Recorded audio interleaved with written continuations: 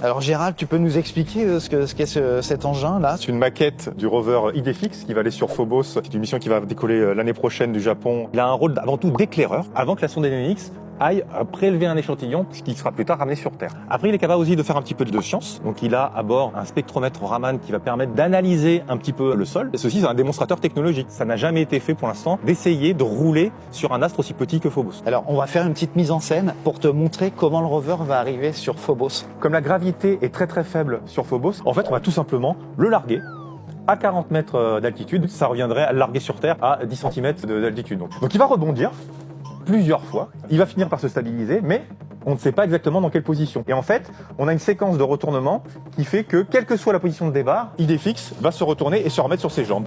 Donc là, on le voit en train de se retourner. Il était sur le dos, il déploie ses jambes, et une fois qu'il a terminé, qu'il est content, hop, il se redresse. Idefix va avancer à environ 1 mm par seconde, ce qui est vraiment très très lent, mais qui est absolument indispensable. La gravité est tellement faible sur Phobos que si on allait plus vite, on prendrait le risque en fait de décoller. Alors Idefix devrait survivre sur Phobos plus d'une centaine de jours. Ce qui est largement suffisant pour accomplir sa mission, qui est une mission d'éclaireur, hein, je le rappelle. Une fois que MMX a envoyé son module pour récupérer un échantillon de sol, MMX va repartir. Donc Idefix, malheureusement, on le sait déjà, finira sa vie sur Phobos. Et seul, a priori.